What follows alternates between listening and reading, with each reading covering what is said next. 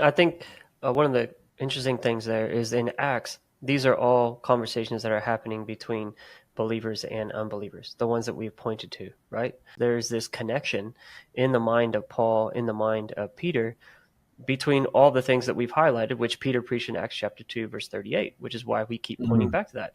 Because Peter pointed back to that, Paul pointed back to that in discussions with non-believers.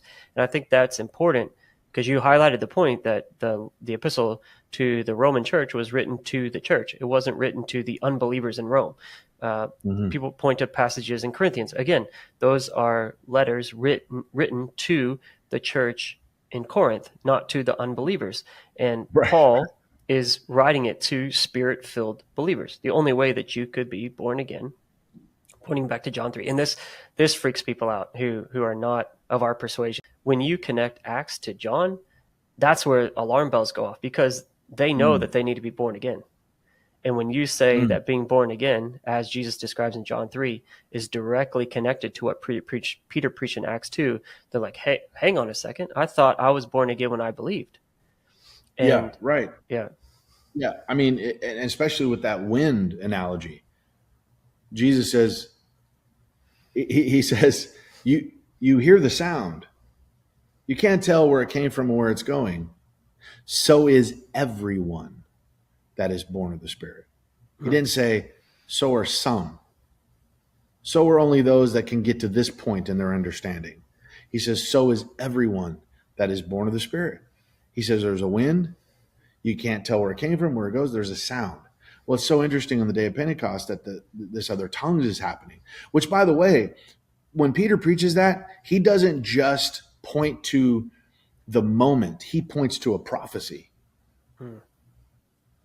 He points to Scripture. He points to Joel.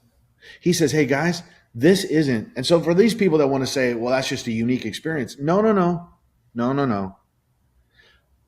Peter is saying this is a fulfillment of a 500-year-old prophecy.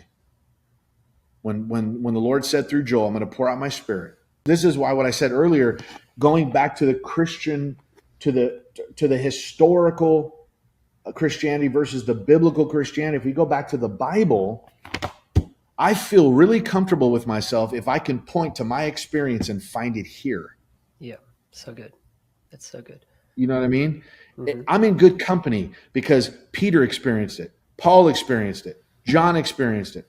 All these people experienced it. If my experience, literally the pattern is there and I could go, oh, that happened to me.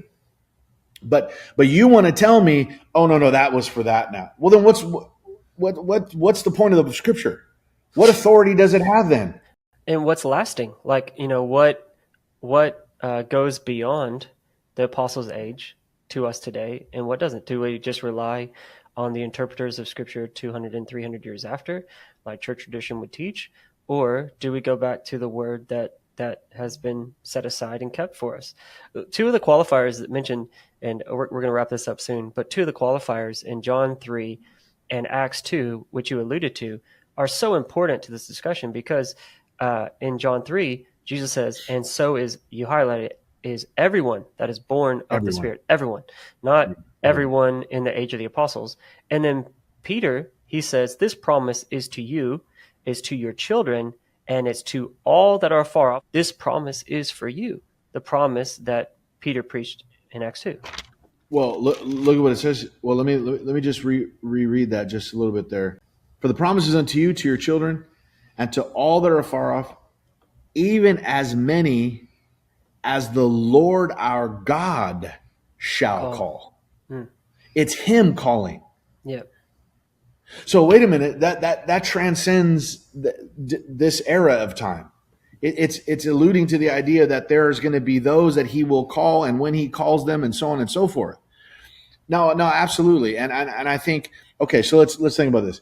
Is the sinner's prayer found in Scripture? It's not. No. Can't find the sinner's prayer in Scripture. We have no biblical point of reference. 2, do we have any apostle telling someone, just repeat this or call on the name Jesus and you're saved? Any example of that in Scripture? No.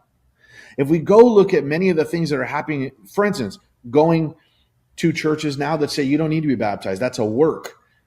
Okay, does that line up with Scripture? No, we have Acts 2, they're getting baptized. Peter's preaching, you need to be baptized. You have in Acts 8, them being baptized. They believed and were baptized. He baptized the Ethiopian eunuch. Acts 10, the Gentiles, the open door there. The Bible says Peter commanded them to be baptized. Acts 19, he re-baptizes people. Oh, but they have faith. They believe in God. No. You need to be baptized in the name of the one that saves you, that died for you. Take on his name. Okay, so that's none of the things that we're seeing that I just mentioned, those three things, we're not seeing any of that in Scripture. We're seeing that in modern day. But what I was saying earlier about, I feel like I'm in good company if I can find it in here. Everything we're talking about that we're supporting here is found in Scripture.